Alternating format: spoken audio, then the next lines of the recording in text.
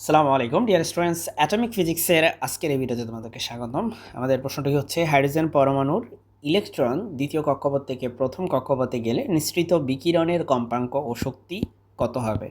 খুবই ছোট একটি প্রশ্ন, মানে অ্যান্সারটা ছোট। সো দেখো, প্রথমেই হাইড্রোজেন পরমাণুর কথা বলছে, তো চলো আমরা একটু ছবি আঁকি। ছবি তোমাদের পরীক্ষায় আঁকা লাগবে না, তোমাকে বোঝানোর জন্য আঁকতেছি। এটা হচ্ছে হাইড্রোজেন পরমাণুর লেটসে প্রথম শক্তি স্তর, এটা হচ্ছে দ্বিতীয় শক্তি স্তর, এটা হচ্ছে তৃতীয়।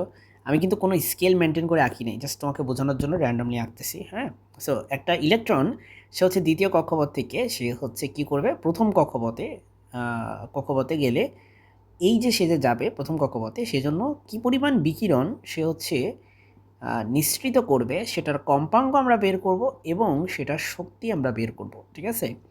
সো এই যে শক্তির পার্থক্যটা, এটা হচ্ছে সবার আগে বের করি আমরা, কারণ শক্তি বের করলে তারপরে কম্পাঙ্ক বের করা easy. So my dear students, শক্তির পার্থক্যটা এক্ষেত্রে হবে তোমার let's say E2 minus E1। হ্যাঁ, E2 মাইনাস E1 বা E1 মাইনাস E2 যেটাই বলো, তুমি একটা মডুলাস দিয়ে দিবা, কারণ তুমি এখানে শুধুমাত্র মানটা নিবা। ওকে, ভ্যালুটা নিবা।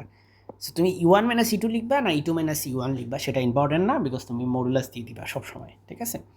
সো ডিয়ার স্টুডেন্টস, আমরা হাইড্রোজেন পরমাণুর ক্ষেত্রে জানি যে শক্তির যেই সূত্র সেটা হচ্ছে En equal to minus 13.6 divided by n square into এটা হচ্ছে ইলেকট্রোভোল্ট এককে। এটা কিন্তু ইলেকট্রোভোল্ট এককে, ইলেকট্রোভোল্ট কিন্তু শক্তির একটা একক। সো যেহেতু এই সূত্রটা আমরা ইউজ করবো, এটা আমরা জানি দিয়ে পাশে লিখে দিতে পারো, ডান পাশে লিখে দিতে পারো। সো তুমি দেখো, তোমার দ্বিতীয় শক্তি স্তরের ক্ষেত্রে এটা হবে মাইনাস 13.6 ডিভাইডেড বাই দ্বিতীয় শক্তি স্তর না, তাহলে এন এর মান হবে 2, তাহলে 2 স্কোয়ার। দেন দেন এখানে একটা মাইনাস আছে, তাই না? সো ওই মাইনাসটা দাও। দেন আমাদের এই ফর্মুলা একটা মাইনাস আছে, সো সেই মাইনাসটা তুমি দাও। আচ্ছা, একটা কাজ করি, আমরা এই মাইনাসটাকে তোমার কালি এটা দিই, আর ফর্মুলার যেটা মাইনাস 13.6 সেটা কালো কালিতেই থাকুক। সো আমরা এই মাইনাসটাকে এটাকে রিমুভ করে দিই, এটাকে আমরা এই যে, ঠিক আছে। আচ্ছা, তো কি বললাম, প্রথম শক্তি স্তর, তাহলে দ্বিতীয় শক্তি স্তরের জন্য হচ্ছে 2 স্কোয়ার, আর প্রথম শক্তি স্তরের জন্য হবে এটা হচ্ছে 1 স্কোয়ার। অ্যান্ড দেন একটা মডুলাস লাইনটা ক্লোজ করো। সো আমি এগুলো সব রিমুভ করে দিই, বিকজ এগুলো আসলে আমি তোমাকে বোঝানোর জন্য লিখছিলাম। সো এগুলার এখন আর কোনো প্রয়োজন আমি মনে করতেছি না আছে।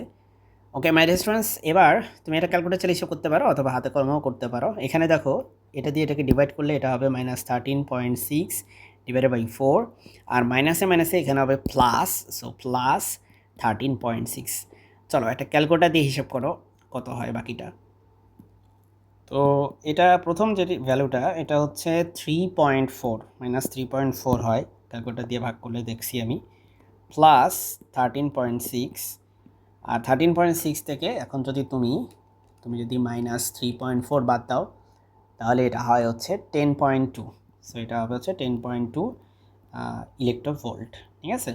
সো পুরো ব্যাপারটা কিন্তু ইলেকট্রোভোল্ট এককে বের হবে। তো এটাই হচ্ছে তোমার শক্তির পার্থক্য। প্রথম যে উত্তরটা, একটা উত্তর তুমি পেয়ে গেছো। ঠিক আছে? আশা করি প্রথমটা বুঝতে পারছো যে শক্তির পার্থক্য আমরা কীভাবে বের করছি। এখন আমরা কম্পাঙ্ক বের করবো মাই স্টুডেন্টস। তো তোমরা যে বিজ্ঞানী ম্যাক্স প্ল্যাঙ্ক বলছে যে শক্তির পার্থক্য হবে এইচ ইন্টু নিউ। নিউ বা এখানে এফ লিখতে পারো, এই নিউ বলতে এখানে কম্পাঙ্ক আর এফ কম্পাঙ্ক একই কথা। ঠিক আছে? তো শক্তির পার্থক্যটা কি? কারণ এটা কী ধরনের শক্তি, এটা কিন্তু বিকিরণ অর্থাৎ আলো। এখানে বিকিরণ এক ধরনের, বিকিরণ কার হয়? আলোর হবে, এখানে আলোর বিকিরণ বোঝাচ্ছে। তো যেহেতু আলোর বিকিরণ বোঝাচ্ছে, তাই আমরা প্ল্যাঙ্কের কোয়ান্টাম থিওরি থেকে এটা পাই। সো এখান থেকে আমরা এফ ইকুয়াল টু বলতে পারি del E divided by h, আর ডেল ইর মান আমরা একটু আগে দেখলাম 10.2 ইলেকট্রোভোল্ট। হ্যাঁ, ইলেকট্রোভোল্ট। তো ইলেকট্রোভোল্টকে আমরা চেঞ্জ করি, চলো মাই ডিস্টেন্স। ইলেকট্রোভোল্টকে আমরা লিখতে পারি 10.2 ইন্টু 1.6 ইন্টু 10⁻19 জুল। হ্যাঁ, তো এটা হচ্ছে জুল এককে নিয়ে গেছি, 1.6 ইন্টু 10⁻19 জুল।